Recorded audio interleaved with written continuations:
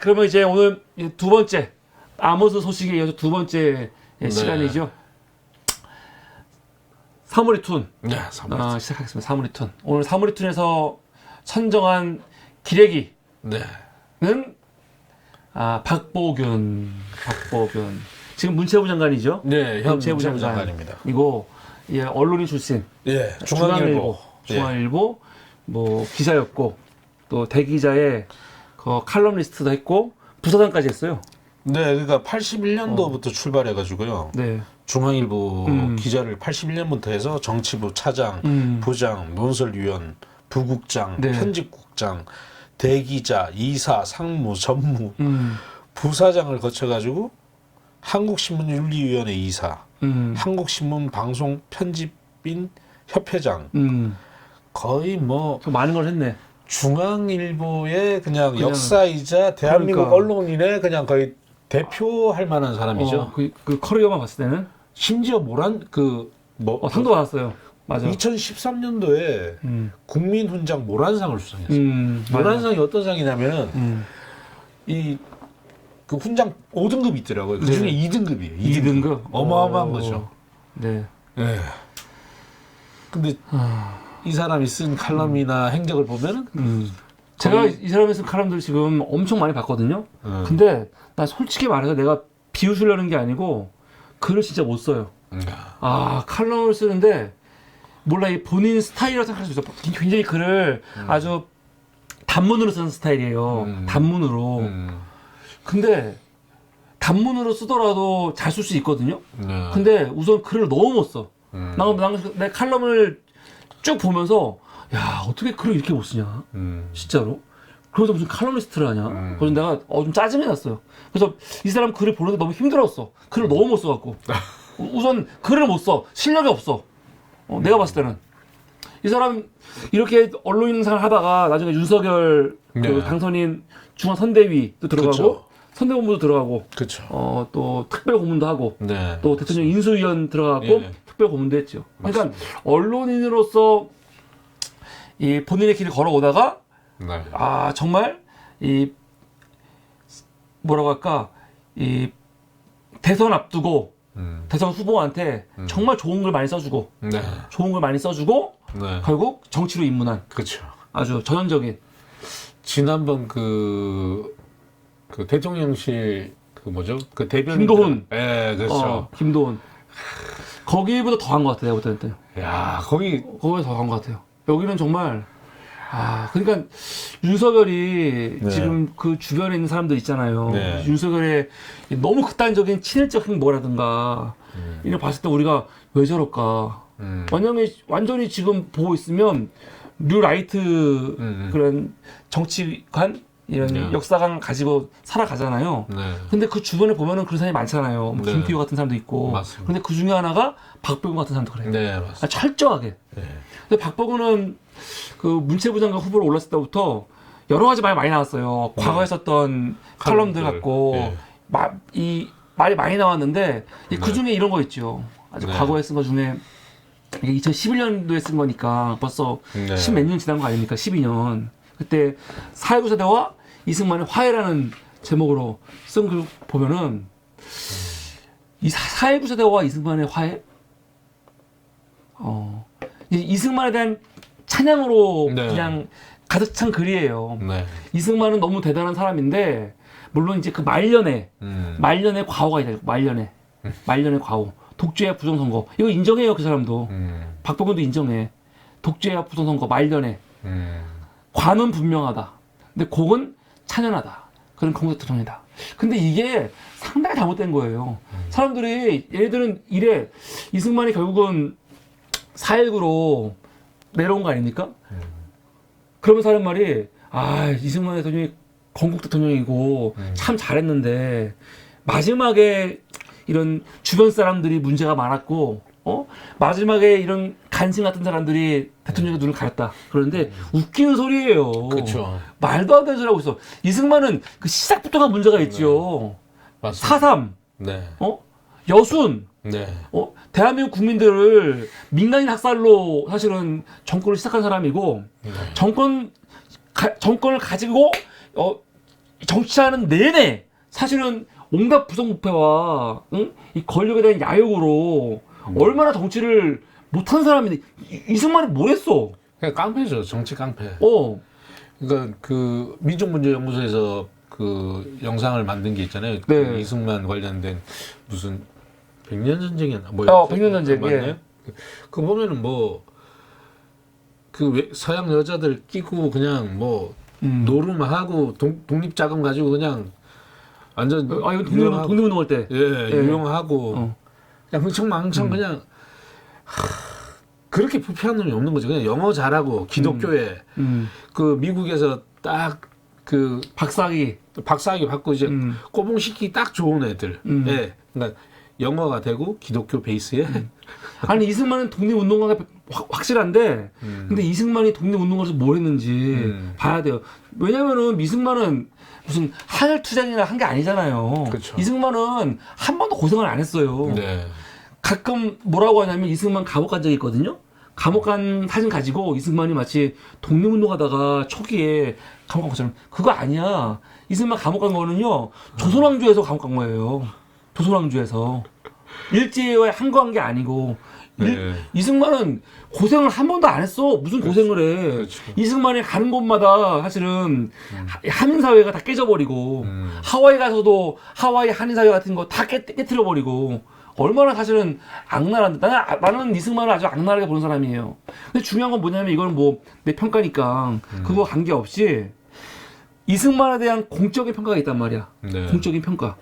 우리나라는요, 이거는 분명히 알아야 되는데, 우리나라 헌법은요, 3.1운동으로 건립된 대한민국 임시정부의 법 통과, 그리고 불의에 항거한 4.19 민주 이념을 계승하는 거예요. 4.19 민주 이념을. 그럼 우리 헌법에서 4.19 민주 이념을 계승하는 한, 이승만은 우리 역사에서 다시 부활시키면 안 되는 인간인 거야. 그렇죠. 4.19 민주 이념이 뭔데? 이승만의 독재, 네. 이승만의 이런 부정을 이승만을 끌어내리고 올라온 거 아닙니까? 네. 우리 헌법이. 그럼 다시 이승만을 부활시킨다는 건 말이 안 되지. 그러니까 얘네들도 이승만에 대해서 얘기를 하지만 이런 식으로 얘기하는 거야. 과거에 앞에 잘한 거다. 근데 인생 말년에 그 과거가 문제다 그런 식으로. 근데 그렇지 않습니다. 말년에만 과거가 있는 게 아니에요. 이승만은요. 하는 말. 4.19 혁명은 민주화의 상징이래요. 맞지요? 위대한 성취다. 그 업적을 기릴수록 이승만은 초라해졌다. 그 상황을 교묘하게 악용해 사용하겠다. 삼류 종북 좌파들이다.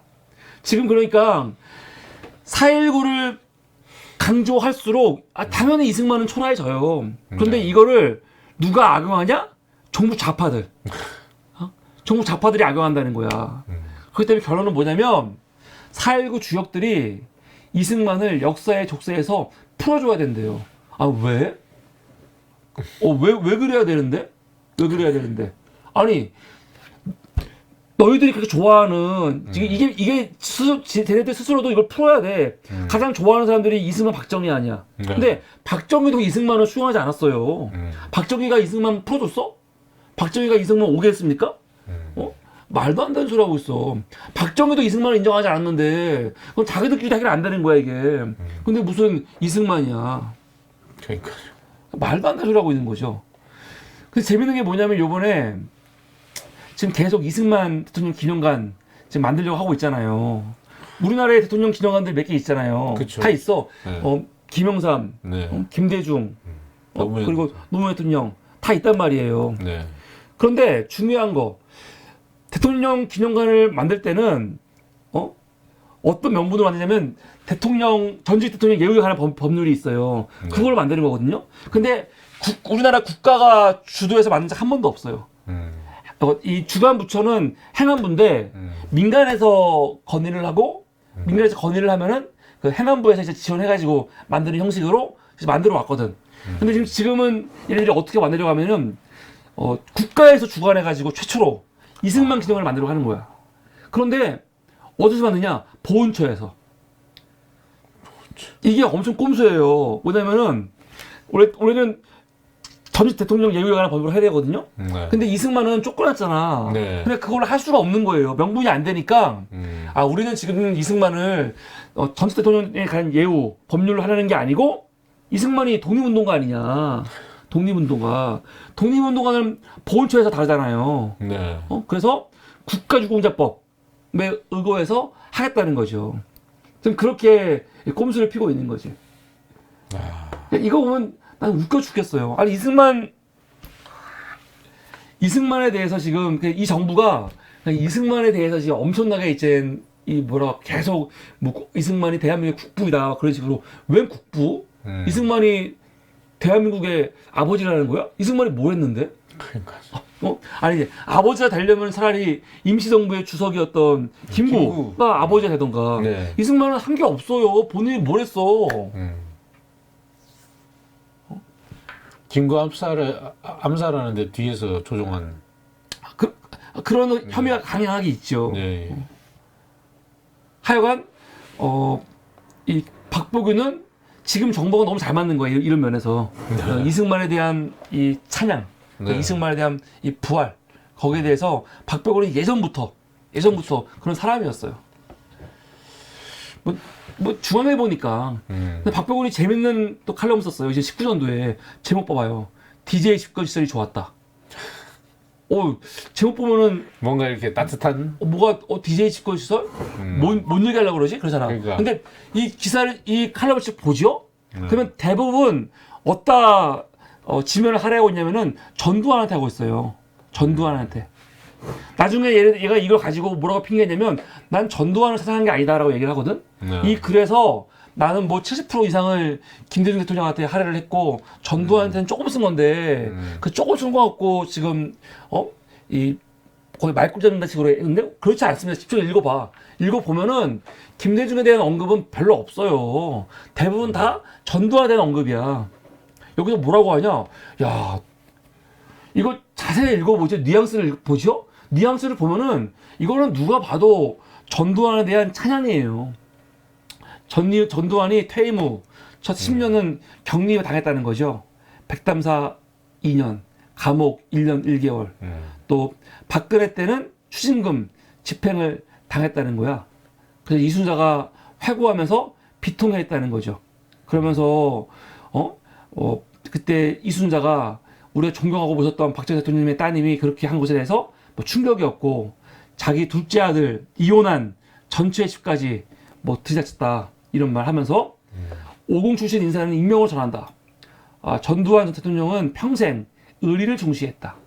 자식, 친척, 측근들에 대한 마구잡이식 세상 압류는 그의 수단 중 가장 심한 수모와 고통이었을 것이다. 전두환식 리더십의 바탕은 의리다.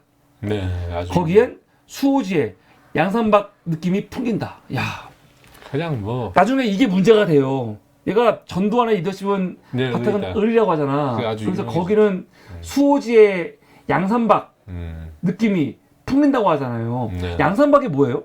수호지 영웅들이 수호지의 108 영웅들이 등장하잖아요. 그 영웅들이 거주했던 모여있던 그런 상징적인 공간이거든요. 네. 그러면 양산박이라는 느낌이라고 할 때 이거는요 부정적인 느낌이 아니에요. 네. 그 수호지의 영웅들은 그냥 무슨 뭐 강도 그런 때가 아니거든. 영웅 호걸이야.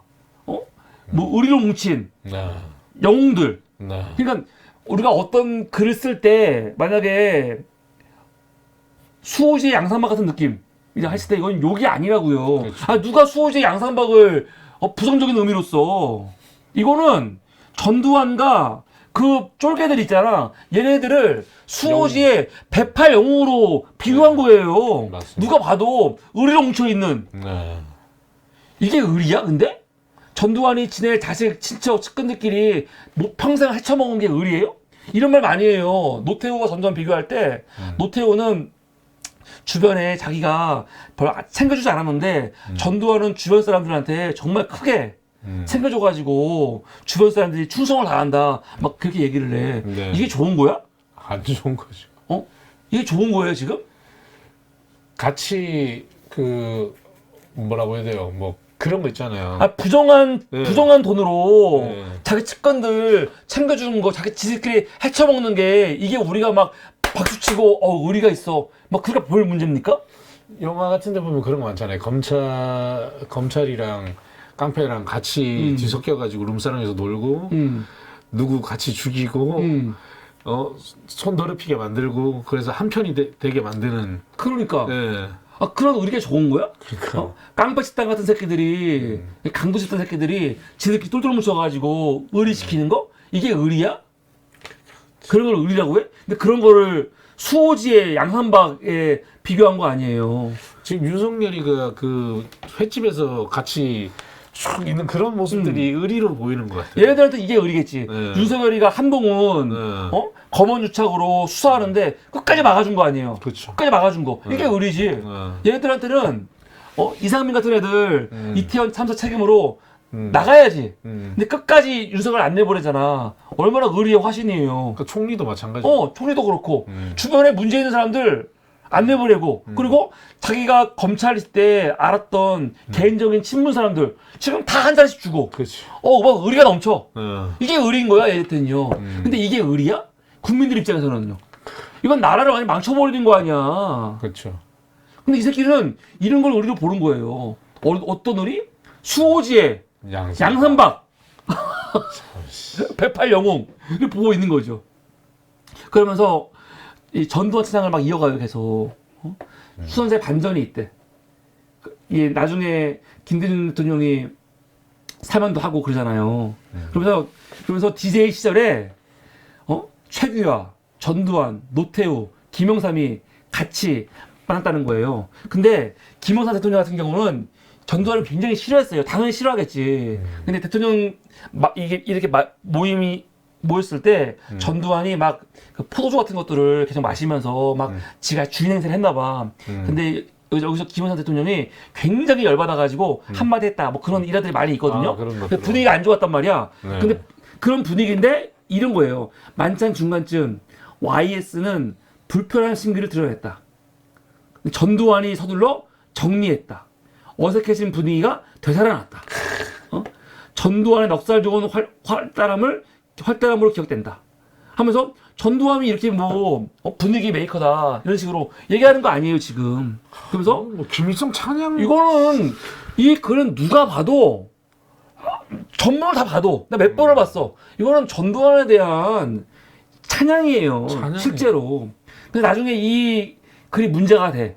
그래가지고 청문회에서 그렇죠. 이거 갖고 과거에 너 전두환 칭찬하고 했는데 이거 뭐냐 하니까 자기 칭찬한 적 없대.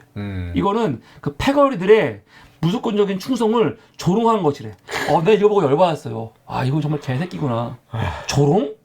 이게 조롱이야? 여러분 직접 한번 읽어보세요. 박병훈이가 전두환 조롱하려고 쓴 글인지. 조롱이 아니에요. 무슨 조롱이야. 수호지의 양산반 느낌이 풍긴다. 이거를 무조건적인 충성을 조롱한 것이래. 웃기고 있네. 병신. 야, 무조건적인 충성을 조롱하려고 수호지의 양산반 느낌이라고 쓴단 말이야? 이게 말이 돼? 그냥 똥꼬를 열심히 빨다가 빨던 놈이 이런 얘기를 하니까 너무 역겹네. 너무 말이 안 되는 소리를 하니까요. 2700자 칼럼의 90%가 김대중의 위대함 통합정치래. 웃기는 소리 하고 있어요. 90%가? 70%가 전두환 얘기예요. 김대중 대통령 얘기 너무 나오지도 않아. 아까 나오는 그 정도야. 안 나오지도 않아. 무슨 90%가 김대중 얘기야. 비열한 새끼야. 차라리 당당하게 윤석열은 차라리 전두환이 5.18 제외하고는 다 잘했다. 정신 잘했잖아. 욕 처먹었잖아요. 욕 처먹었어도 정직하잖아. 소신이지. 소신이 있잖아. 그럼 지도 이렇게 하던가 병신. 여기 붙었죠. 저기 붙었다가. 그래서 얘가 전두환에 대해서 왜 이럴까? 나중에 미디어 오늘이 보도한 걸 보니까 그런 이유가 있더라고. 난 몰랐거든요. 전두환이 50 때 그쵸. 이게 50 때 사실은 언론 통폐합 했잖아요. 그래서 우리가 언론하고 전두환하고 사이가 안 좋다고 생각하는데 그게 아니야. 아닙니다. 그것도 있지만 또 한쪽에서는 전두환 정권에서 언론인들 엄청 길들이고 잘해주고 한 게 있어요. 그 중에 하나가 뭐냐면 한국 기자협회가 네. 나는 이것도 문제가 많아요. 기자협회가 왜 이런 짓을 하고 있어? 기자협회가 그 무주택 기자들 주택을 마련해준다는 명분으로 아파트 설립을 추진했어요. 그것도 어디에? 여기 강남이잖아. 그렇죠, 강남에. 네. 강남에. 강남구 일원동. 만 4,000평. 이거를 위해서 토지개발공사 네. 그 좀 나서면서 이원홍 문공부 장관, 또 김성배 검찰부 장관, 헌문도 정무제 1수석 만나갖고 요청했고 이거를 전두환 정권이 틀어줬어요. 어마어마한 특혜죠. 어마어마한 특혜죠. 어마어마한 특혜. 그래서 요 단지에 아무나 못 들어가는 거지. 네. 한국 기자협회 그 관련자들만 들어갈 수 있는 거예요. 네. 근데 이때 누가 들어갔냐면 박보근이 들어간 거지. 박보근이 98년 1월 기자 아파트 우성 7차 아파트 115동에 입주를 한 거죠. 그 당시에 32평이 엄청 크겠다. 88년도에. 그리고 6년 후에 그걸 팔아가지고 당시 시세 1억 9,500만 원에 팔고 개포동에 위치한 경남 아파트로 옮긴 거죠. 분양가보다 5배 이상. 여러분 94년도에 1억 9,500이면은 이거 어마어마한 돈이에요. 맞습니다. 5배 이상 오른 거야. 네. 이거 관련해가지고 청문회 할 때 김의겸 의원이 물어봤어. 근데 그때 대답 안 했잖아요. 대답 안 했어. 그런 은혜를 받은 놈인 거지. 그러니까 우리 소위 이제 보수 정권이라는데 보면은 지금 이제 아파트부터 시작해서 그 다음에 전두환은 아파트를 줬잖아요. 네. 그 다음에는 노태우가 정권을 잡았잖아요. 그때는 케이블 방송을 전국에 다 뿌려줘요. 다 허가해 주는 거야. 종편 허가해 주듯이 모든 방송인들한테 그 당근을 주는 거야. 그래서 우리 기억나시는지 모르겠는데 시골이든 어디든 케이블 뭐 이거 달면은 얼마 안 하는데 5만 원, 뭐 3만 원 얼마 이렇게 또 뭐 주면은 뭐 채널이 20개가 나오고 뭐 24시간이 나오고 그러면서 네네. 전국에 그냥 케이블 방송이 그냥 쫙 깔렸었어요 그때. 노태우가 그걸 준 거예요.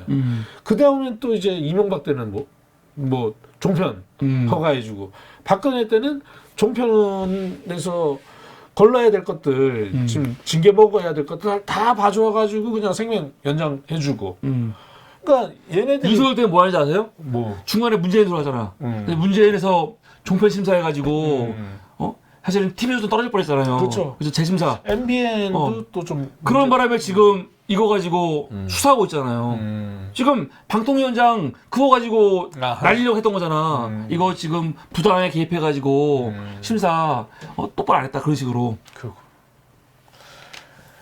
그러니까 언론 저는 제가 이제 언론개혁 프로젝트를 하고 있지만 저는 모든 개혁의 시작과 끝이 언론이라고 생각해요. 언론이 바뀌어야 검찰도 바꿀 수 있고 왜냐하면 여론을 만드는 거니까. 그러니까 사회 공기라고 하잖아요. 그러니까 언론을 안 바꾸면 아무런 힘을 못 얻는 거예요. 그러니까 문재인 대통령도 개혁을 하려고 해도 민주당도 개혁을 하려고 해도 언론 자체가 시장 자체가 기울어진 운동장이다 보니까 그거를 뭐 어떻게 할 수가 없는 거지. 그냥 웃긴 놈들이야. 이 언론 놈들이 되게 재밌는 게 좋은 기사들 많죠. 네. 근데 난 웃긴 게 뭐냐면은 지들이 국민을 대표한다고 하잖아요. 네. 우리가 질문하는 거는 국민을 대표한다. 그러니까 뭔가 얘기할 때는 국민을 대표한대. 네. 그러려면은 권력과 사실은 긴장관계를 유지해야죠. 그렇죠. 근데 이거 너무 웃기잖아요. 무슨 기사협회가 아파트를 건립한다고 정부하고 그리고 이렇게 야합을 합니까? 그리고 지금 뭐 연간 1조 원이 신문사에만 연간 1조 원이 그러니까. 광고비가 들어가고 있어요. 이건 진짜 중요해. 네. 이 아까 기자협회한테 아파트 해주는 거하고 똑같은 거예요, 사실. 네. 광고비 이거 끊어야 된다니까요. 네, 끊어야 돼요. 네. 말도 안 되는 거지 이게. 그러니까 1조 1,000억 원이에요, 정확히. 천억이 늘어가가지고. 근데 그것도 지금 신문협회 회장이 더 달라고 지금 맞아요. 기사를 쓰고. 그러니까 방송사까지 합치잖아요. 방송사와 신문사의 그 영향력이 얼마나, 방송사가 월등히 크잖아요. 네. 얘네들이 1조 원을 받으면 방송사는 얼마를 받을까요? 상상을 초월하는 거예요. 그러니까 천문학적인 금액, 그러니까 우리의 혈세가 언론사, 방송사한테 다 가고 있는 겁니다. 예. 근데 우리는 그거를 지금 나쁜 공해를 계속 마시면서도 혈세로 다 빠져나가고 있는 거예요. 그러니까 이따위 기사를 쓰고 예. 박보근이 그냥 이래가지고 전두환에 대해서 이렇게 호의적인 거 아니냐라고 네. 사실은 이 보도도 있었다는 거죠. 요새 나는 정말 꼴 보기 싫은 사람이 누구냐면요. 이 김영석 교수. 이 사람 난 너무 꼴 보기 싫어요, 진짜. 지금 이제 102세 됐죠. 그래서 지금 뭐 102세 노 교수라고 하면서 지금도 많이 나와요. 네. 지금도 중앙일보, 동아일보에 칼럼을 쓰고 있어. 동아일보에는 매달 하나씩 썼고 중앙일보에도 칼럼을 쓰는 것 같아요. 윤석열도 김영석 교수 찾아가갖고 김영석이 엄청난 어른인 양 가서 만나고 그랬는데 나는 정말 이 김영석 교수를 보면서 이렇게 추하게 늙으면 되나? 김영석 교수가 요번에 최근에 쓴 글들이 몇 개 있어요. 이거는 동아일보에 요번에 쓴 거예요. 요번에 4월 7일 날 얼마 안 됐죠. 네, 얼마 안 됐죠. 과거의 연장으로는 국가적 후신성 극복 못한다. 이거 무슨 내용이냐면은 윤석열이 강제징용 배상 이거 국가가 국내 기업이 해주겠다. 그런 식으로 한 거 아닙니까? 맞습니다. 피해자들을 거의 2번 죽이는 거 아니에요? 예. 그거 옹호하려고 쓴 글인데 독일과 프랑스는 지금 적대 관계에서 유럽의 평화의 기초를 대건했다는 거야. 화해해가지고. 전제가 있잖아요. 전제가 반성과 그 청산이 있었잖아요. 역사 청산이. 그러니까요. 예. 그런데 우리는 어떤가 하면서 우리는 그러지 않는다는 거지. 박정희 정권 때 일본으로부터 일제강점 기간 피해 보상을 받은 바 있으나 그것은 일본의 당연한 서재의 뜻에 따른 것이다. 그 다음에 또 김대중 정부 들어와서도 좋아졌다는 거예요. 그런데 어떻게 됐냐? 갑자기 대한민국이 종미 그러니까 이 종북 좌파 정권이 들어오면서 이제 일본에 대해서 비판을 하기 시작했고 대법원 판결에서 미쓰시비 그 징용 문제 배상 사건 나왔잖아요. 판결. 네. 그게 자연 발상적으로 나온 게 아니고 정부가 의도적으로 조작했다는 거야. 이게 무슨 개소리야? 대법원 판결을 지금 문재인 정부가 압박해가지고 판결이 나왔다는 거야 지금? 지금 그런 느낌이에요 이게. 일본하고 우리나라랑 사이 좋아지고 있었는데 문제 없었는데 이거는 뭐냐면 문재인 정부 들어오면서 갑자기 친일 때리기를 시작했고 그러면서 대법원 판결에 영향을 줘가지고 강제징용 배상 판결이 나왔다. 그런 식으로 얘기를 하는 거예요 지금. 이게 말이 돼? 국민 상식에도 완전히 반하는. 말도 안 되는 거야.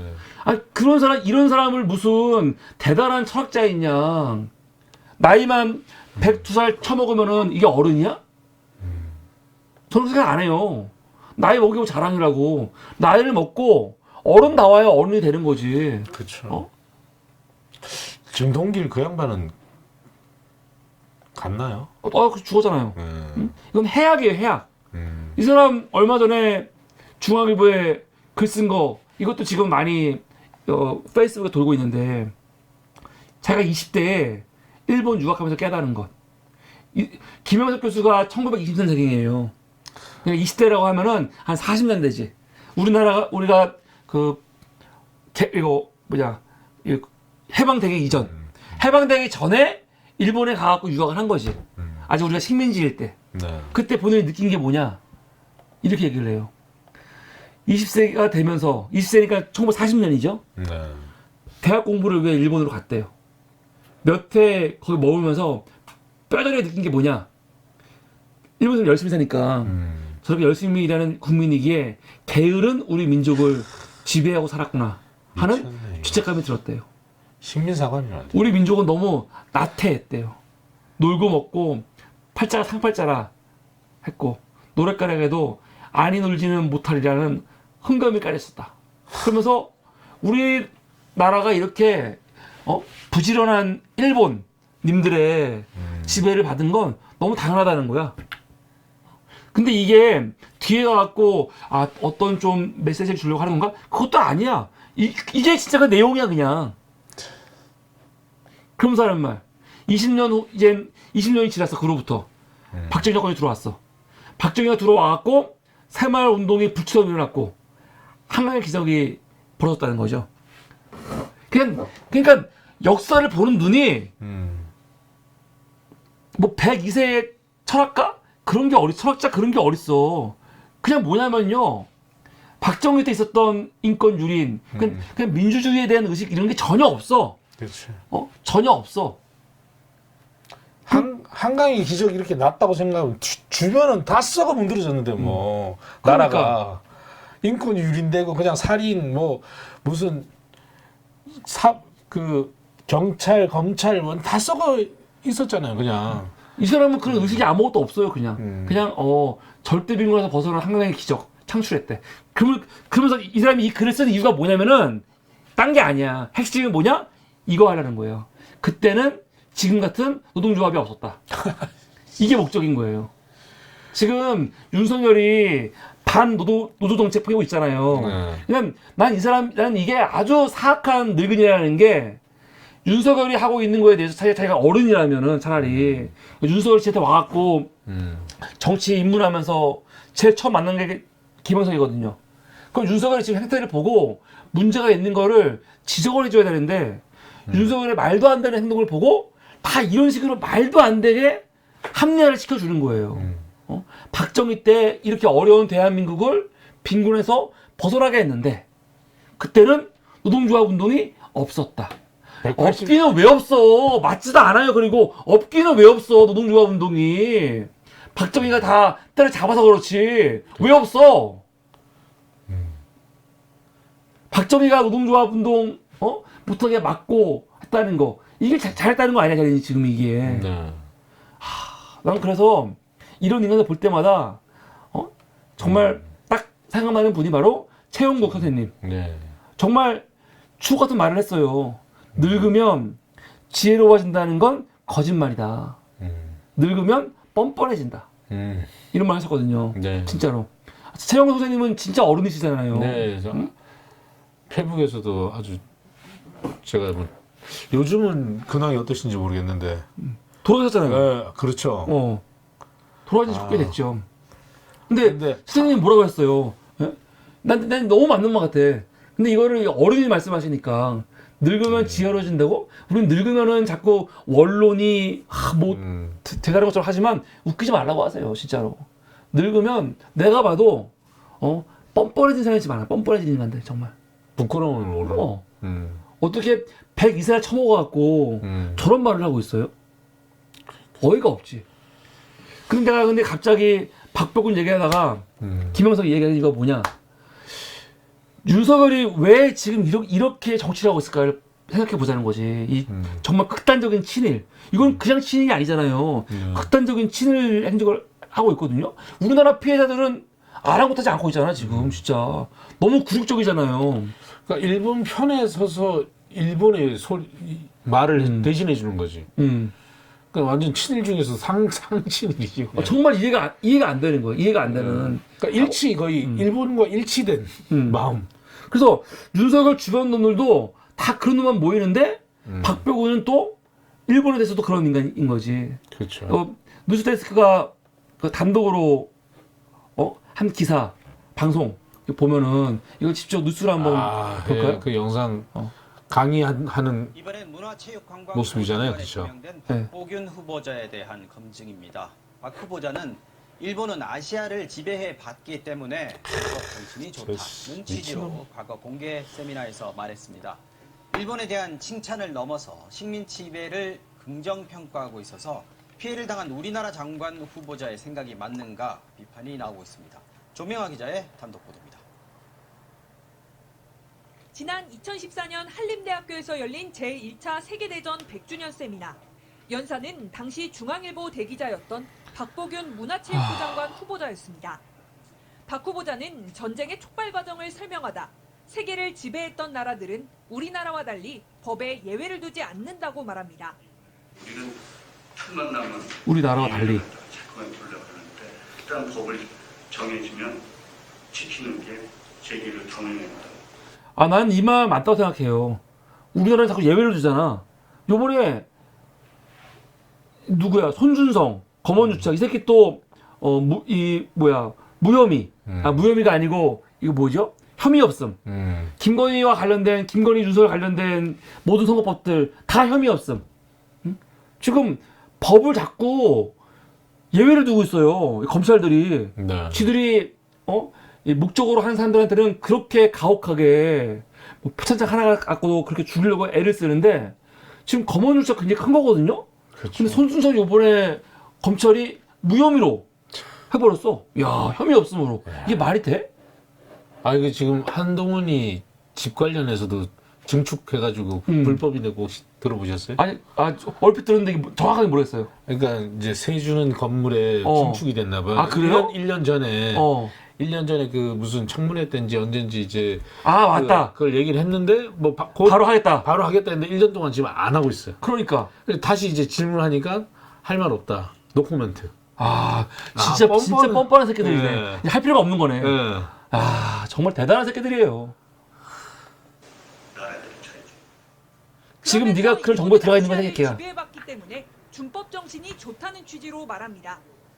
일본도 아시아를 지배받고 했기 때문에 일본 사람들도 보면 중국 정신, 어떤 민족적인 어떤 뭐길래 이렇게 존나 좋은데 일을 했나? 습관. 당시는 동일본 대지진 발생 3년이 지난 시점. 한국인들이 일본산 수산물에 지나치게 저것도 진짜 민감하다고 말도 안 돼. 비난하는가 하면 일본 그 수산물에 혹시 없어서 먹는다. 한국 사람이 있었다가 한국 사람들 안 먹잖아요. 동경에서 돈이 없어갖고 그 사시미하고 쳐다보는 완전 또라이 새끼예요. 그렇죠? 전기토대왕비를 발견한 건 일본이고 우리는 발굴 노력도 하지 않는다고 비판합니다. 우리 학자들이라든지 우리 국민들 사이에서 그런 걸 발견하려고 돌아다니지 않고 우리는 평가만 하려고 해요. 친일적 역사관은 그가 쓴 칼럼 곳곳에서도 발견됩니다. 동일본 대지진 직후 일본인들의 침착한 대응에 대해 칭찬하며 한국을 향해서는 호들갑에 익숙하다, 남탓하기와 떼법에 싸구려 사회 풍토가 득세했다고 썼습니다. 제국 중심의 생각이다. 식민지를 겪었고 또 역사를 바로 세워야 될 그런 의무를 가진 국가의 장관 후보자의 역사인식으로는 부적절하지 않은 것. 앞서 2013년 12월 주한 일본 대사관이 주최한 일왕 생일 축하연에 참석한 데 대해선 취재 과정이었다고 해명했습니다. 대한민국 사람인가 아니면 일본 사람인가라는 이런 의문이 들 정도로 장관직을 제대로 역할을 할 수 있을지. 박 후보자가 남긴 친일적 역사관의 흔적이 속속 드러나면서 국회는 송곳 검증을 예고했습니다. MBC 뉴스 조명원. 근데 이게 보통 문제가 아니에요. 진짜로 우리가 이 정부의 그런 친일적 사고 가진 사람들 얘기하고 식민사관 얘기 많이 하는데 우리가 이걸 이제 너무 많이 말하다 보니까 이번에 또 나왔네.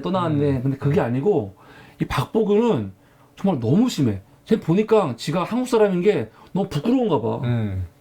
한국 사람이 너무 부끄러운 거야.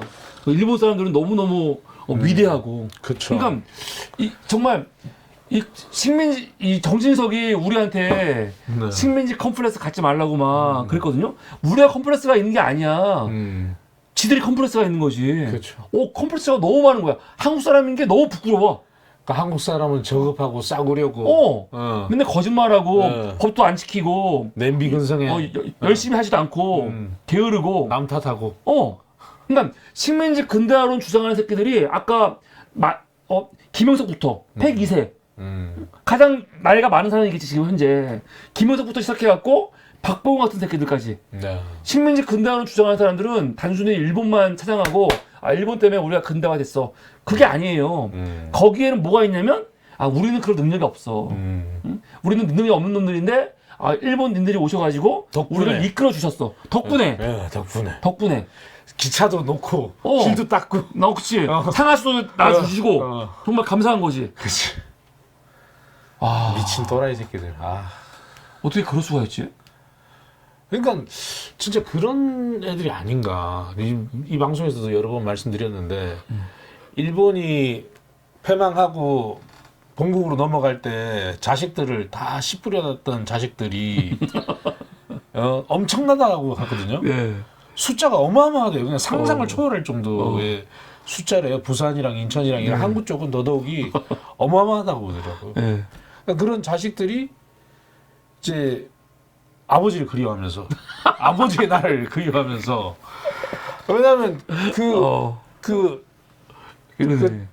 되게 이렇게 뭐라고 하냐 빈민 그러니까 못 먹고 못 사는 사람들도 많이 기회의 땅으로 해서 한국에 많이 넘어왔지만 엘리트들이 엄청 많이 많이 왔지. 와서 식민지를 정말 제대로 하기 위해서 똑똑한 애들을 다 불러가지고 일본에서 스카우트해서 땅도 주고 집도 주고 노예도 주고 해서 막 어마어마하게 씨를 뿌렸다는 거죠. 네. 그런 애들이. 근데 이제 걔네들이 재산도 못 챙기고 그냥 폐명해서 본국으로 넘어갈 때 자식들을 다 데려가지 않은 거죠. 근데 그런 애들이 아니 안 들어갔으면은 나를 버리고 간 아버지한테 분노해야지. 근데 분노하지 않고 거의 뭐 아버지를 그리워하면서. 그건 그렇게 애증의 관계죠. 애증의 관계. 아버지를 원망하면서도 다시 조국의 땅, 그러니까 일본이 한국을 지배해서 자기가 다시 귀족이 될 수 있는 그 위치에 갈 것이다. 아 진짜. 본인들이 이제 지금 바닥이지만 고아가 돼서 바닥이지만 아버지가 다시 아버지 땅이 이 조선을 다시 대한민국을 잡아먹게 된다면은 자기는 다시 귀족으로 올라갈 것이다라는. 근데 열받는 건 뭐냐면은 그런 얘기하는 새끼들이 스스로를 대한민국의 보수라고 참칭하는 게 열받는 거죠.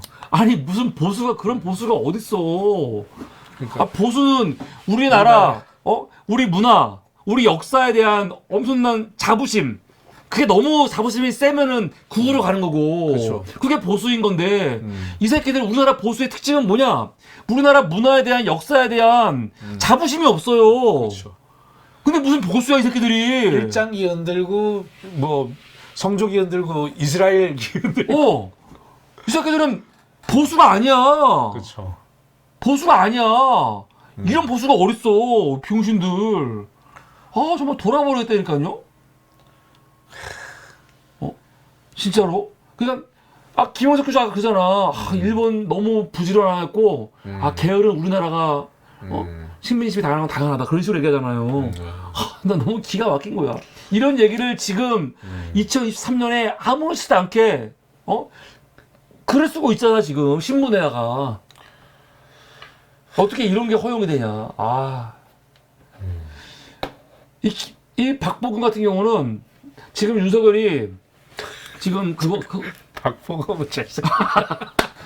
박보검하고 박보균이랑 비교하면 안 되죠. 이거는 진짜 모욕입니다, 모욕. 나 순간적으로 무방비 상태에서 읽었다가 갑자기. 나는 아까 봤는데 갑자기 박보검을 왜 하실까 했었거든. 박보균하고 연결하시는 거구나 지금. 정말 너무 짜증이 나는 거지. 그리고 난 진짜 무서운 게 이게 그냥 넘어가면 안 되는 거야. 이게 그냥 우리가 뭐 나경원도 뭐 친일 얘기하고 막 했잖아요. 그쵸. 그런데 지금은 그런 거하고 차원이 다른 것 같아요. 지금 이 정부에 들어와서는요. 지금 아까 봐보세요. 강제징용 배상 문제 이거를 누구도 생각 못했지. 이런 식으로 해결할 거라는 거를 그냥 말도 안 되는 일이 벌어지고 있는 거거든요. 근데 그런 얘기가 언제부터 나온 거냐? 이게 갑자기 나온 게 아니에요. 그래서 박보검을 잘 봐야 되는 거야. 천황폐하 천황폐하 황태보는 아름다운 커플이라는 박보검 칼럼이 2019년에 나왔거든요. 네. 사실 김종필이가 그 발상을 처음에 했어요. 김종필이가 한일 청구권 자금으로 포스코가 이익을 봤으니까 포스코가 위안부들에 대한 강제징용 배상에 대해서 책임을 져라. 이런 얘기를 김종필이 했었거든요. 김종필이. 네. 근데 이 새끼가 사실은 한일 협정 하는데 본인이 이끌었던 거 아니에요. 그쵸. 청구권 같은 거. 그러니까 본인이 사실은 이거에 대해서 한일 간에는 청구권 협정이 끝났다 말하고 싶은 거지. 근데 김종필은 이때 그 박근혜 때 있었던 한일 위안부 합의 그거에 대해서 비판하면서 한 거야. 우리는 박근혜가 한일 위안부 합의한 거 엉망이라고 생각하잖아요. 네. 근데 김종필은 그것도 마음에 안 드는 거야. 그것도. 그래서 이거 왜 우리나라가 이때 위안부 합의할 때 일본에서 돈 받아가지고 그거 뭡니까? 그거 만들어가지고 단체 만들어갖고 네. 피해자한테 돈 주겠다고 한 거 아니에요. 네. 근데 김종필은 그것도 왜 받냐? 피해자들한테 돈 주려면은 포스코가 줘라. 그거를 김종필이 한 거였거든. 김종필이. 그렇죠. 그때 당시 브레인 역할을 했으니까. 근데 그거를 박보균은 뭐라고 했냐면 강제징용 배상 문제에 적용해 볼 만하다라고 얘기를 한 거예요. 이거를. 김종필은 위안부 문제에 대해서 얘기를 한 거라면은 이 새끼는 칼럼에서 이거 문제를 강제징용도 포스코가 해야 되는 거 아니야? 그럼 발상을 한 거지. 그러니까 지금 서로 경쟁하네. 지금 윤석열 정부가 강제징용 배상 문제 이거 누가 했냐? 김태우가 했냐? 뭐 이런 말 나오잖아요. 그런데 얘네들만 있는 게 아니고 박보균 같은 새끼들도 이런 걸 했었거든요.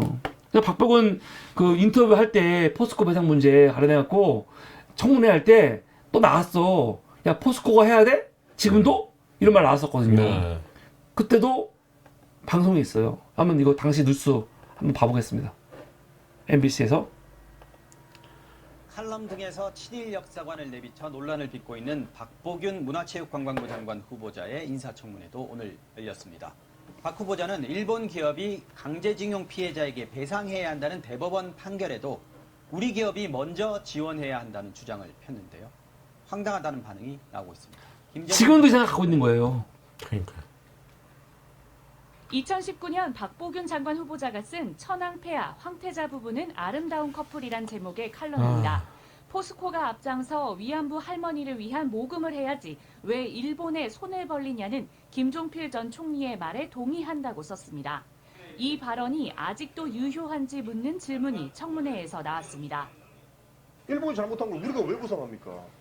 일본이 잘못했다 하더라도 우리가 1965년에 일본인한테 청구권 자금을 받아서 포항제철을 짓고 여러 가지 발전을 이뤘으니까 일본인한테 받은 돈으로 발전한 기업들은 그 기업에서 우선적으로 먼저 그 피해자한테 이게 씨발 이게 말이 돼요 사실? 이게 말이 돼 이게?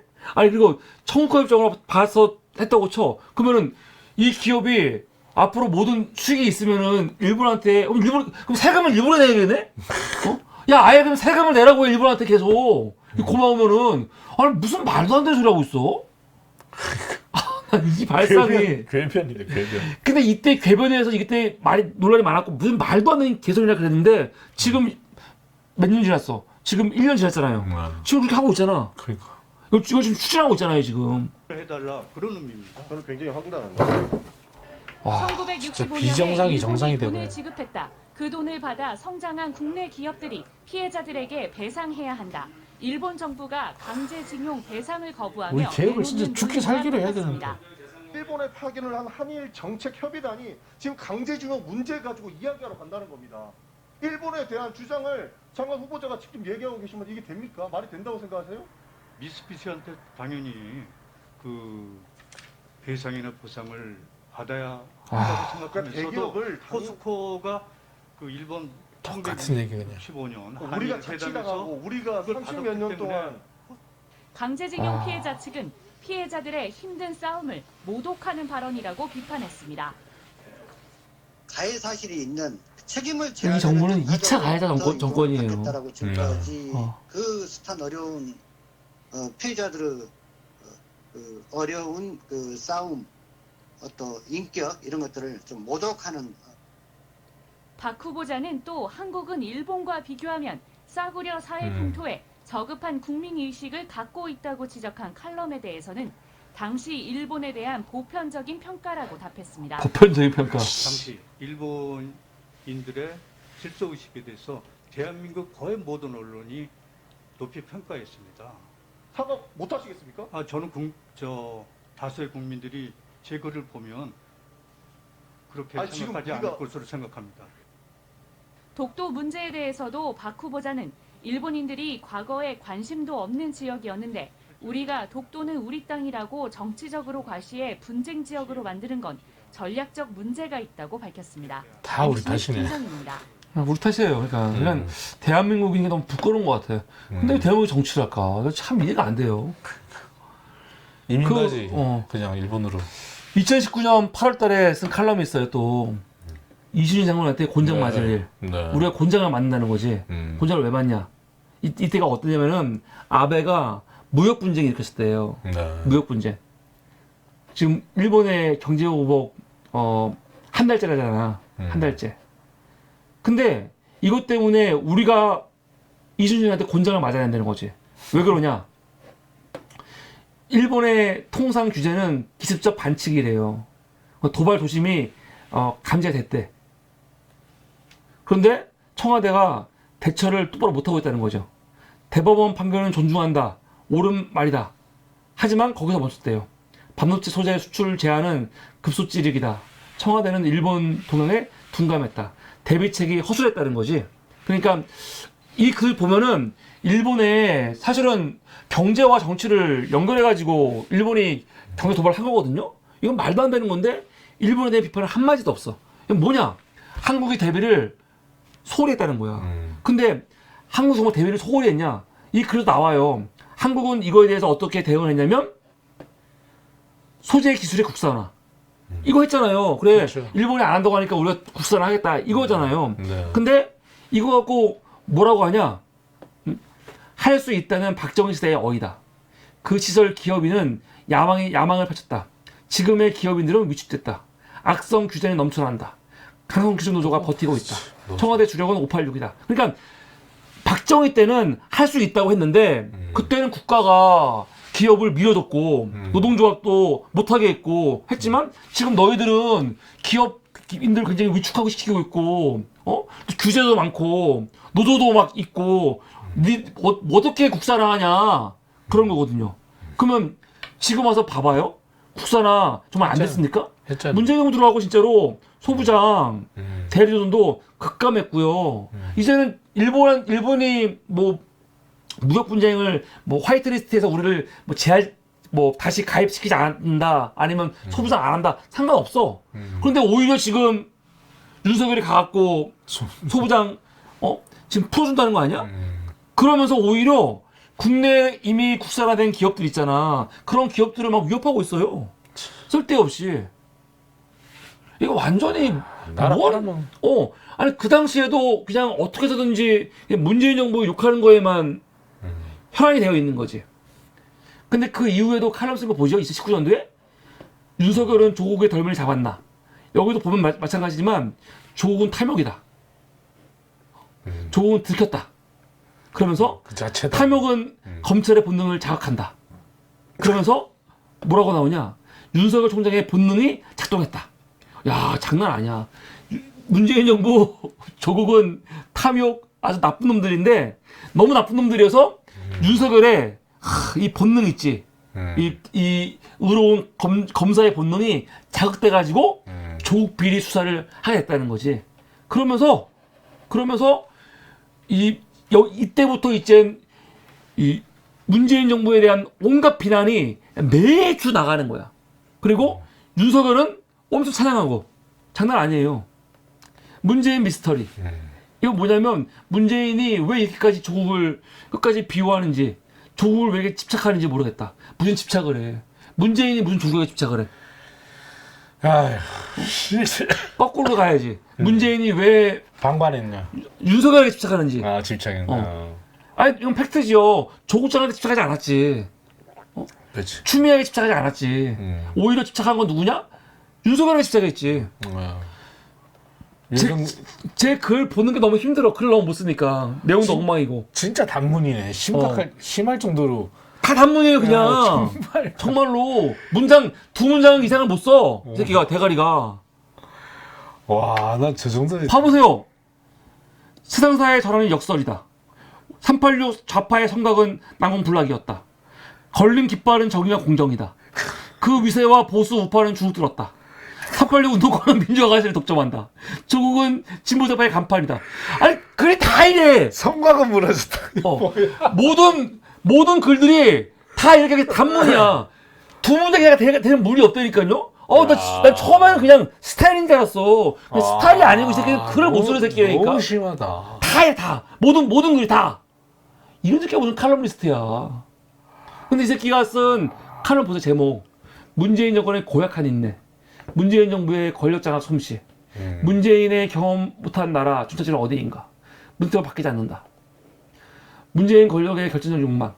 문재인 사람들의 역사 평가, 문재인 사람들의 6.26년 만에 626년 만에 수도 옮기기, 문재인의 6.25 노래 다 이런 정의 이런 거예요.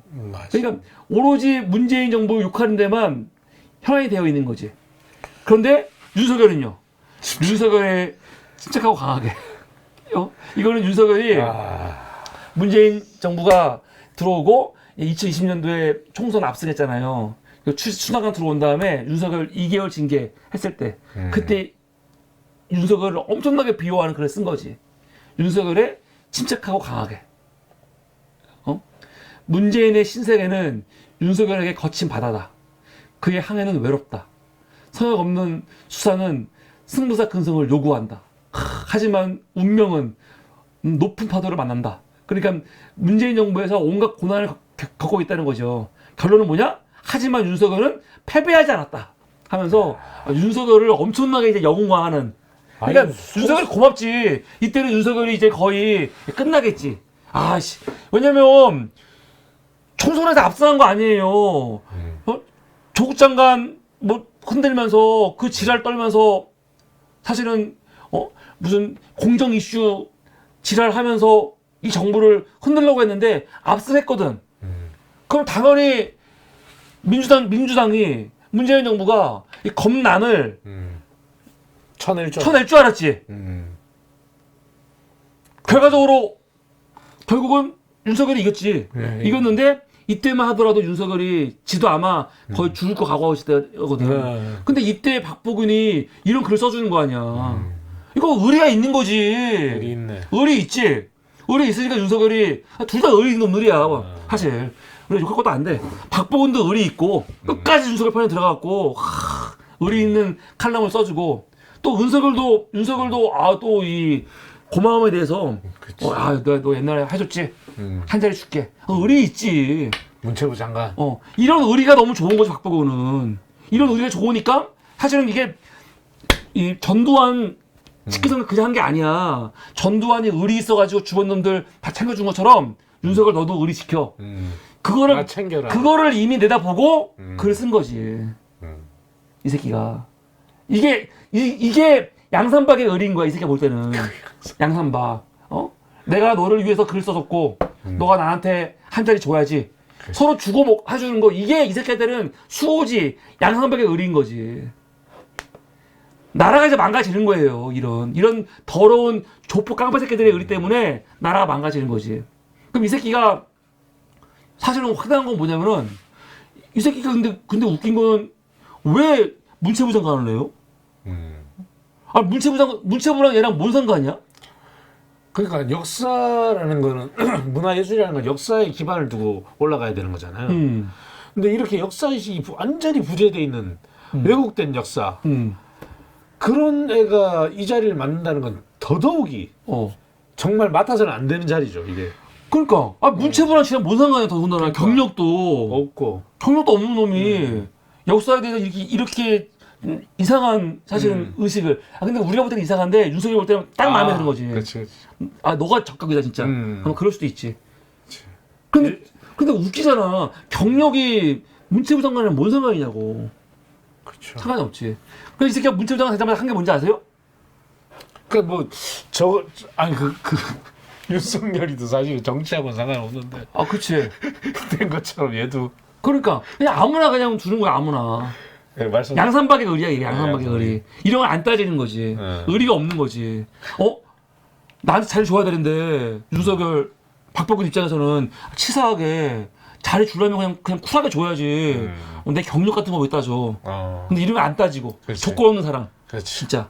조건을 안 보는 사람인 거지. 난 내가 뭐 기뻐하는 일이라면 뭐든지 할 수 있어. 정말 그런 거예요. 그런 게 아닌 이상 이런 게 있을 수가 없는 거거든. 근데 이 새끼가 그럼 문체부 장관 돼가지고 지금 벌써 거의 1년 돼가거든요. 거의? 거의 돼간다고. 맞습니다. 그럼 1년 동안 뭘 했냐? 뭘 잘했으면 욕을 안 먹겠지. 이 새끼 되자마자 한 게 뭐냐면은 문재인 청와대 SNS 언팔로우 하라. 정부 기관의 지시. 정부 기관들이 아마 뭐 SNS 계정 같은 거 문재인 정부 팔로우 했었나 봐요. 그거를 다 친구 삭제해라. 쪼잔하다, 쪼잔해, 진짜. 이거는 진짜. 무슨 그래서 기사 보면은 이런 게 있어요.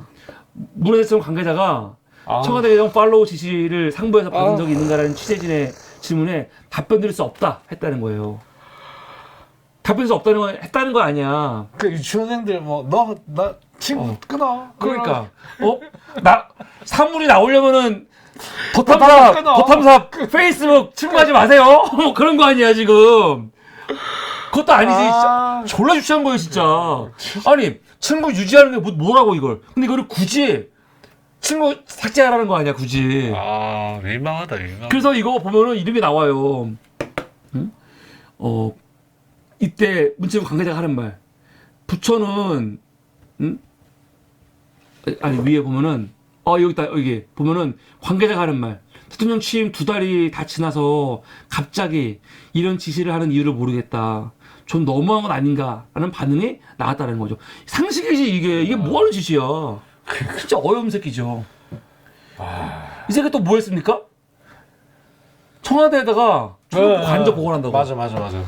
그러니까 이것도 지금 이 새끼가 앞에 썼던 글들 있잖아요. 우리 지금 방송 한참 동안 하면서 했던 얘기를 잘 유추해 보면은 충분히 그럴 수 있는 거야. 아버지의 관저인데, 아버지의 관저. 아버지. 자기들이 모셨던, 아버지의 진짜, 사실은, 조선에 계시다가, 해방 때문에, 일본으로 쫓겨가신 것도 얼마 억울해. 그렇지. 그러니까, 원한을 풀어드려. 그러니까, 그것도 청와대. 그렇지. 청와대의 관저를 딱 모심으로써, 그런 마음이 있는 거지. 그게 아닌 이상 이게 미친 새끼들이지. 청와대에 왜 조선소득부를 보고를 추진합니까?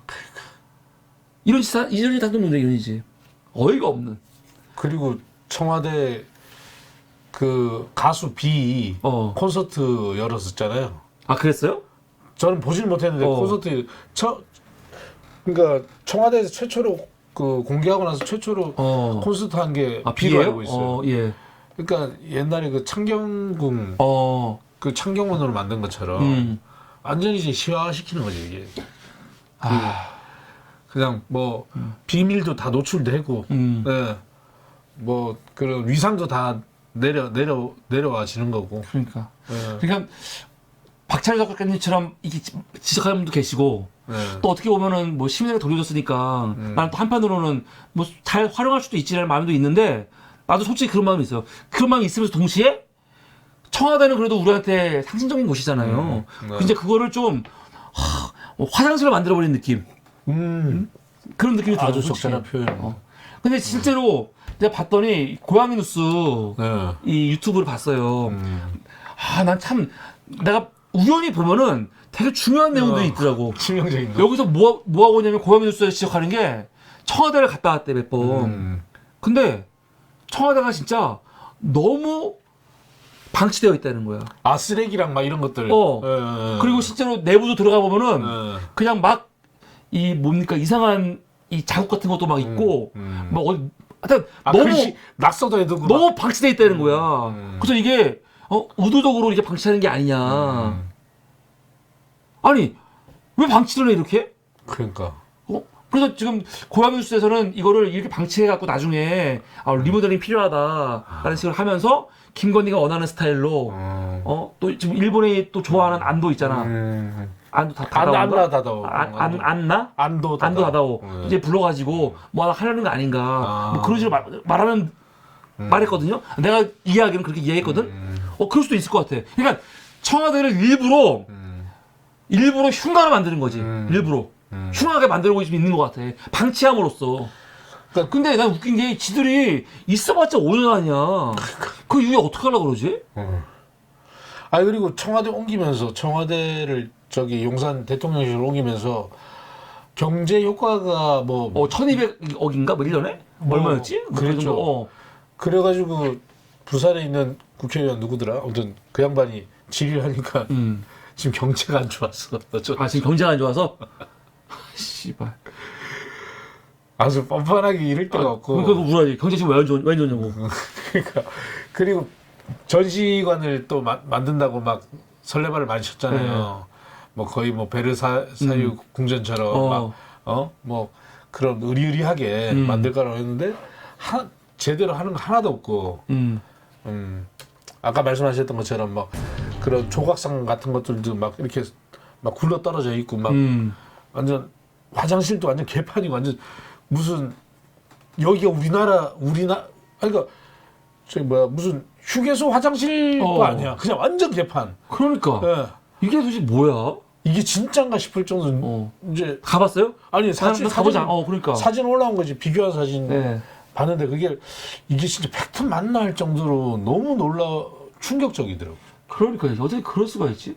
그런 게 있어요. 이거 옛날 그 뭐 정부시대라든가 옛날 뭐 그런 수소 같은 거 보면은 너무 원수인 사람 있잖아. 뭐 중국 뭐 이게나 뭐 중국이건 일본이건 이런 좀 예전 시대에 막 서로 원수들 막 싸우고 한이 맞춰. 그러면 그 집을 화장실로 만들어 버리거든. 그 털을. 진짜로 이 모욕하는 거지. 지금 그런 느낌이 되니까 나는. 야, 아주 적절한 표현이네. 또 이거 나는 이게 이런 게 제일 열받아요. 윤석 절차. 네. 이거 고등학생인가? 금상 받았다는 거 아니야 이거. 네. 근데 이것 때문에 문체부가 지금 당시 그 만화진흥원 여기 지원 끊고 지원 끊는다고 막 하고 경고하고 했다는 거 아니야. 이게 문체부가 할 일이에요? 이래갖고 대한민국 문화예술이 발전하겠어? 진짜 얘네들이 너무 깨알 같다 진짜. 너무 어이가 없는 거예요. 하고 정말. 아니 더군다나 나는 박보근이가 언론인이 아니에요. 언론인이 맨날 말하는 게 표현의 자유 아니야.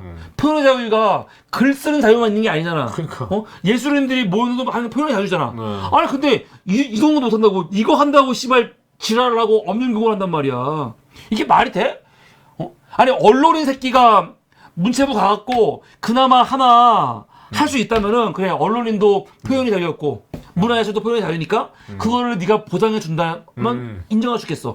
근데 그런 새끼가 아니 고등학교 애가 이 그림 그린 거 상 받은 거 가지고 지랄하는 거 아니에요. 이게 무슨 씨발 언론인 출신 문체부 장관이야. 그러면서 지가 언론의 자유를 얘기를 해? 표현의 자유를 얘기를 해? 아니 어디 정말 유치원 교사도 못해 이 정도면. 진짜. 동네 그냥 무슨 빨간 펜 이것도 안 된다고. 그러니까요. 대한민국 이런 새끼들 이 문체부 장관 있는 나라에서 무슨 문화예술 강국이 되겠어요. 그러니까. 앞으로는 진짜 다시 검열의 시대가 오지 않을까 생각이 들어요. 이미 시작됐다고 봅니다. 이미. 아니 그러니까 지금 윤석열차뿐만이 아니라 만화가도 있었고, 그치. 뭐 맞아. 저희도 마찬가지고 전시 공간이 열리지가 않고, 그러니까 작품을 넣었다가도 빼라고 그러고, 뭐 박형리 작가님 같은 경우에도 광주에서 전시했을 때 압박받고 탄압받고 그랬잖아요. 그러니까 정부가 좀 나서가지고 막 때리면서 못하게 하는 게 아니라 사람들한테 겁을 주는 거 아니에요. 그렇죠. 그래서 갤러리만 하더라도 자기 스스로 정부한테 무슨 전화 온 것도 아니야. 자기 스스로 나 걔 무서운데 안 될 것 같아. 스스로 이렇게 차단하는 거 아니에요. 그리고 그런 사례도 분명히 있었고요 또. 실제로 대놓고 하는 것도. 그러니까 전시 공적인 예를 들어서 이제 공공기관에서 전시를 할 경우에 이제 만화가 한 분 있었어요. 네. 그 작가 작품 하지 마라. 그런 사건이 있었습니다. 대박이다 이거 진짜. 그래서 그분 그 뉴스에도 나오고 그랬었어요. 저기 김어준 거기 알아. 뭔지 알겠다. 강아지 뭐 이렇게 집 있고. 예, 맞아. 아니 어떻게 이럴 수가 있지 대놓고. 이거 민주당 하나하나 다 기대었다가 이거는 정권 바뀐 다음에 리스트 쫙 책임지게 해야 돼요. 과거사 청산이 꼭 일제시대만 청산이 아니야. 맞습니다. 사실은. 저도 거기 찾아. 이런 식으로 전 정권에서 말도 안 되게 정말 직권남용부터 시작해갖고 한 것들 이거 다 청산해야지. 그렇죠. 다시 못하게. 이거를 쟤네들은 정치 보복이라고 하겠지. 근데 그런 거 무서워하면 안 돼. 역사 바로 세우기죠. 그럼요. 진짜 웃긴 새끼들이니까요. 그러니까 우리가 집안 청소처럼 마음 청소처럼 역사 청소도 계속 해야 되는 게 쌓이면은 이게 계속 부패하고 있는데 확실하게 해야 돼. 확실하게 안 하게 이렇게 되는 거야. 도려낼 걸 확 도려내고 팔 건 파고 불태워버릴 건 불태워버리고 이래야 되는데 계속 놔두니까 이게 누적돼가지고 이 부패 덩어리가 점점 진화해가지고 막 그러니까요. 언론도 잡아먹고 검찰도 잡아먹고 다 잡아먹잖아요, 그냥. 진짜 승질나네. 그리고 또 하나 최근 진짜 열받는 거. 아, 난 이것도 진짜 열받는 게 이거 혹시 지난 20일 날 20일 날 이태원 혹시 그거 맞아요. 20일 날 광화문에서 한국 보도사진전 개막을 했어요. 네. 20일 날 했어요. 20일 날. 그러니까 어저께죠. 그러니까 오늘 방송이 금요일 방송이라고 했을 때 목요일 한 거지. 그럼 여기서 이제 뭐 사진들 보도 사진들 많이 전시를 했을 거 아닙니까? 네. 근데 그 중에 어떤 사진이 있었냐면은 이태원 참사의 현장 이렇게 한 분이 무릎 꿇고 있는 장면, 이걸 찍은 거예요. 근데 이거를 설명하고 있는 거지 기자가. 여기 박보균 있죠. 이재명 대표도 있어요. 김진표도 있고. 쟤는 왜 이렇게 흐뭇하게 웃고 있어? 근데 이걸 보면서 아이씨. 이걸 봤는데 여기서 박보균이 뭐라고 했냐? 이 사진 보는데. 그러니까 모든 결정적인 보도 사진을 찍기 위해서는 순간 포착의 집념이 우선이고 거기에 찰나의 행운이 따라야 한다. 아, 개새끼네 진짜. 아니 보도 사진 관련해 가지고 그럴 수 있어요. 그냥 일반적인 보도 사진 얘기들은 이거 이렇게 할 수 있어요. 사실 실제로. 왜냐면 정말 이게 그냥 무조건 기사가 되는 게 아니고 정말 운이 좋아야 돼. 예를 들어서 우병우 검찰 수사 받을 때 막 이렇게 사진 이거 굉장히 멀리서 이게 땡겨가지고 정말 우연히 찍은 거거든요. 이런 게 정말 찰나의 행운이지. 이런 말 할 수 있어. 할 수 있는데 씨발 개새끼 딴 것도 아니고 이태원 참사 사진을 보면서 찰나의 행운이다 이런 말 할 수가 있어? 그러면 이 사진 찍은 기자한테 이 사진은 너 진짜 행운이야 이 사진 찍은 게? 이렇게 말했을 때 이 뉘앙스라는 게 물론 이 말 자체가 틀린 말은 아니야. 보도사진과 연결하면은. 그런데 하필이면 보도사진인데 이태원 참사 사진 아니에요. 더군다나 이 사진 내용도 보면은 시민이 이렇게 가슴 아프게 무릎을 꿇고 절규하고 있는데 절규하는 거지. 이 사진을 찍은 건데 여기에 찰나의 행운 이런 표현 쓰는 게 맞아요? 그러니까 세월호 가족이 울고 있는데 딱 찍었는데 아우 운이 좋았어 이런 거랑 똑같은 거지 이 새끼는 이거. 그렇죠. 근데 이거 갖고 문제가 됐어. 민주당이 이거 논평을 했어. 근데 이 새끼가 오늘 나와갖고 막 도리어 화를 내. 왜 내가 말한 거에 대해서 진위를 이렇게 곡해하냐. 이 정부 새끼들은요 무슨 말을 하고 문제가 생기면은 할 말이 꼭 그거야.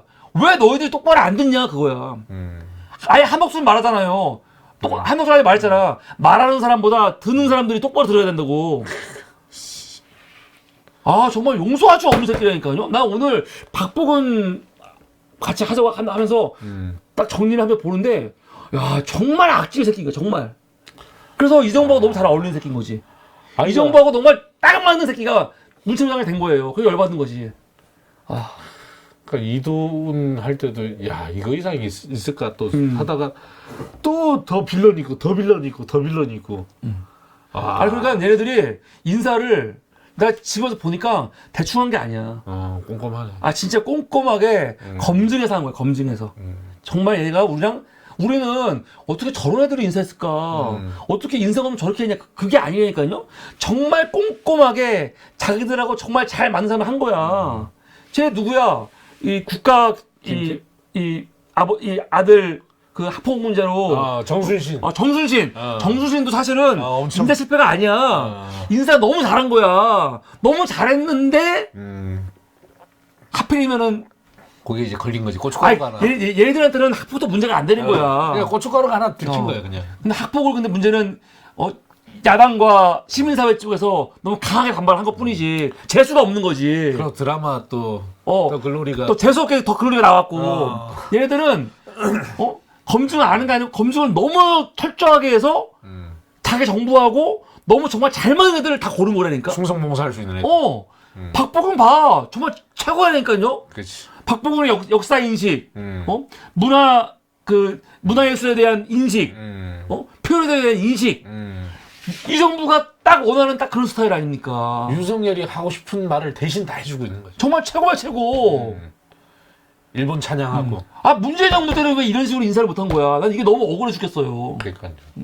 문재인 정부 때는 정부와 코드 인사 안 한다고 탕평한다고 음. 한 거거든. 난 너무 속상해 죽겠어. 얘들은 이렇게 인사를 잘하는데 정말 정부랑 너무 잘 맞는. 아 정말 씨발 욕하기도 아까워. 이 박보균. 이 박보균을 오늘 이제 박찬호 작가님이 정말 그 내면 세계를 투영해서 그림으로 그려오셨습니다. 바로 이거죠. 네, 맞습니다. 전두환 리더십 바탕은 을이다. 네. 강제징용 우리 기업이 배상해야 한다. 작품 설명해 네. 주시죠. 네. 얼굴 사진이 꽤 있었는데 그래도 뭐 제일 그 이 사람 특징을 잘 나타낼 수 있는 사진, 그리고 해상도가 좀 높은 사진 찾아서 이제 작업을 한 거고, 이 말풍선을 붙이다 보니까 이제 제가 이제 말풍선을 이제 동그랗게도 그리고 뭐 이렇게 번쩍번쩍거리는 그런 것도 다 하고 그러는데, 요거는 제가 약간 그 미키마우스? 미키마우스. 쥐새끼? 그러네, 쥐새끼. 그러네. 좋게 얘기하면 미키마우스고, 나쁘게 얘기하면, 이런 쥐새끼 같은 놈 있나. 쥐새끼로 가요. 네, 쥐새끼. 그래서 이제 양쪽에다가 쥐새끼 귀처럼 제가 이제 그거를 박았죠, 이렇게. 박은 다음에 말풍선이면서 쥐새끼 귀처럼 표현해 봤습니다. 정말 박보균. 오늘 사물이2는 우리가 정말 윤석열 정부한테 정말 너무 딱 맞는, 어떻게 이런 인사를 했을까. 이렇게 잘 맞는 인사를. 윤석열 정부, 지금 윤석열이 한일 국정 외교하는 거 봤을 때 윤석열이 이래서 박보균을 했구나 딱 알 수 있을 것 같아요. 그래서 오늘은 사물이2 기레기2으로 박보균을 선정했습니다. 네. 감사합니다.